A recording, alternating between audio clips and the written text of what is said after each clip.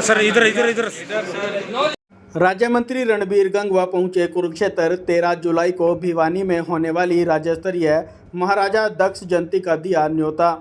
हरियाणा के राज्य मंत्री रणबीर गंगवा आज कुरुक्षेत्र की प्रजापति धर्मशाला में पहुंचे, जहां पर उन्होंने समाज के लोगों को राज्य स्तरीय महाराजा गुरु दक्ष जयंती समारोह का न्योता दिया। कार्यक्रम 13 जुलाई 2025 को भिवानी में आयोजित किया जाएगा। राज्य मंत्री रणबीर गंगवा ने मीडिया को जानकारी देते हुए कहा कि राज्य स्तरीय इस समारोह में मुख्यमंत्री नायब सिंह सैनी मुख्य अतिथि के रूप में शिरकत करेंगे। वहीं प्रदेश भर से मंत्री और विधायक इस सम्मेलन में शामिल होंगे। हजारों लोगों के भाग लेने की उम्मीद है। आने वाली 13 जुलाई को भिवानी के अंदर महाराजा दक्ष प्रजापति जी की जयंती सरकारी सतह पे मनाई जा रही है। आज इस जयंती के लिए निमंत्रण देने के लिए समाज के लोगों में यहाँ कुरुक्षेत्र कुमार धर्मशाला में पहुंचा हूँ। जब से भारतीय जनता पार्टी की सरकार बनी है तभी से सभी महापुरुषों का, संत महात्माओं का जन्मदिन, चाहे वो किसी भी जाति के हों, सरकारी सतह पे मनाया जा रहा है।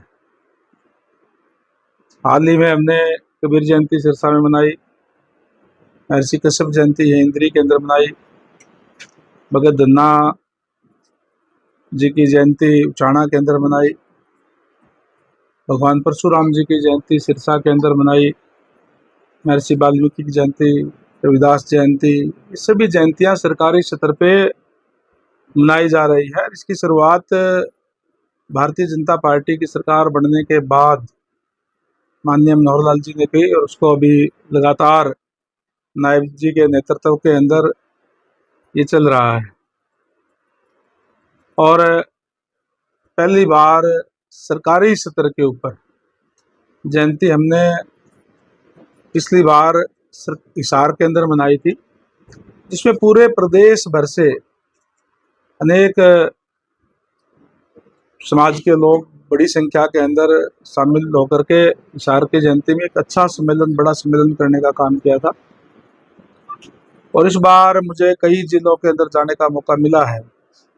बहुत उत्साह समाज के लोगों में है और मैं समझता हूं कि 13 जुलाई को बहुत बड़ी संख्या में पूरे हरियाणा प्रदेश से समाज के लोग वहां जाकर के एक बहुत बड़ा सम्मेलन वहां करेंगे, जिसमें मुख्य अतिथि हमारे यशस्वी मुख्यमंत्री आदरणीय नायब सैनी जी होंगे।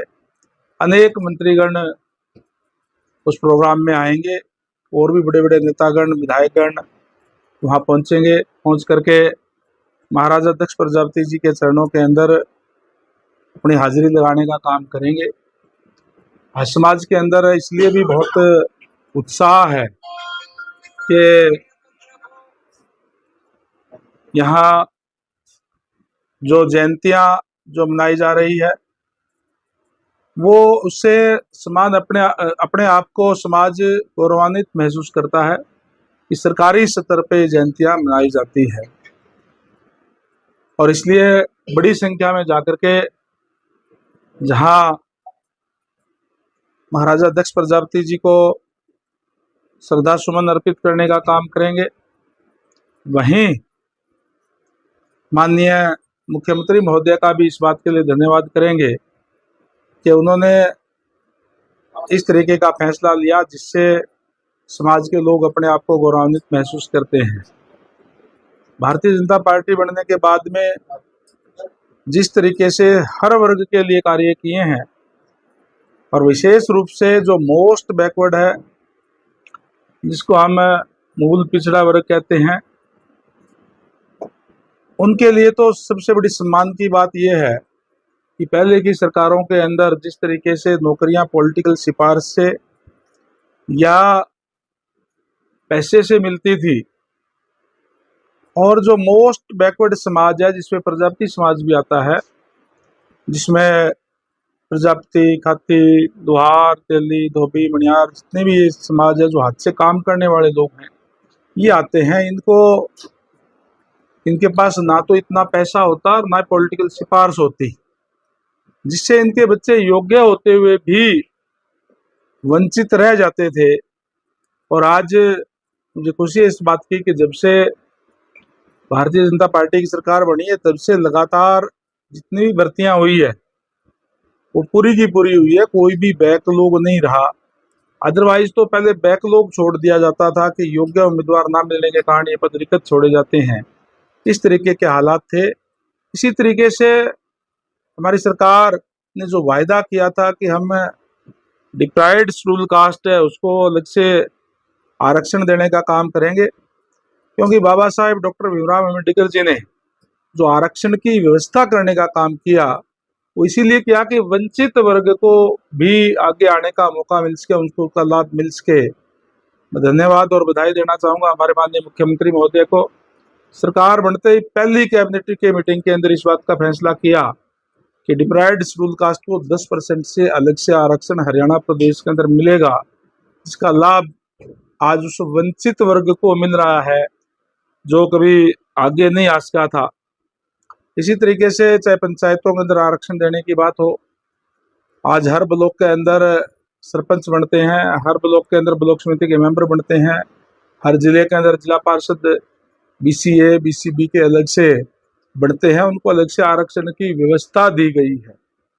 इस तरीके के अनेक कार्य हुए जिससे आज जो गरीब जो लोग हैं उनको भी इस बात का लाभ मिल रहा है। मैं इसके लिए भी माननीय CM साहब का धन्यवाद करता हूं और समझता हूं कि जहां हमने पिछली बार जयंती मनाई थी कुरुक्षेत्र से भी बड़ी संख्या के अंदर हिसार गए थे, इस बार भी यहाँ कुरुक्षेत्र से जो साथियों का जोश देख करके मैं कह सकता हूँ कि बड़ी संख्या में भिवानी पहुँच करके और उस सम्मेलन को एक बड़ा सम्मेलन बनाने का काम करेंगे। वहीं माननीय मुख्यमंत्री महोदय का भी इस बात के लिए धन्यवाद करेंगे। मतलब आपकी समाज की जो रैली हो रही है या सभा के कोई डिमांड रहेगी समाज के नाते? भारतीय जनता पार्टी की सरकार है और जैसे मैंने पहले कहा जो डिमांड्स है उसको अगर किसी ने पूरा करने का काम किया है तो इसी सरकार में हुआ है। अब भी जो डिमांड्स हम जो समाज के लोग हैं उनके साथ बैठ करके चर्चा करेंगे और जो भी होगी निश्चित तौर पर माननीय हमारे मुख्यमंत्री नायब सैनी जी बहुत उदार दिल के हैं और बड़े खुश मिजाज है, खुशी खुशी से उसको जो पूरा करने का काम करते हैं।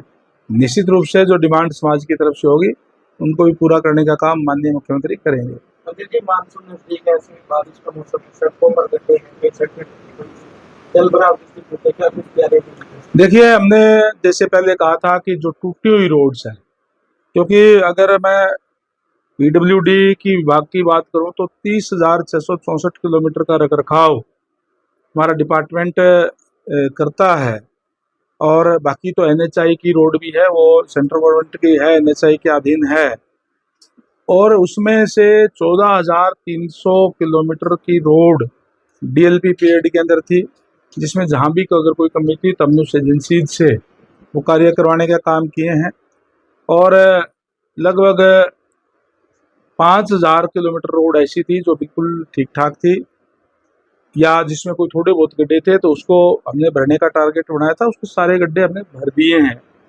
और 5,000 किलोमीटर रोड लगभग ऐसी थी जो मतलब उसको हम यूँ कह सकते हैं कि पुअर कंडीशन के अंदर थी, जिसका कई रोड्स तो ऐसी थी जिसमें गड्ढे भी नहीं भरे जा सकते।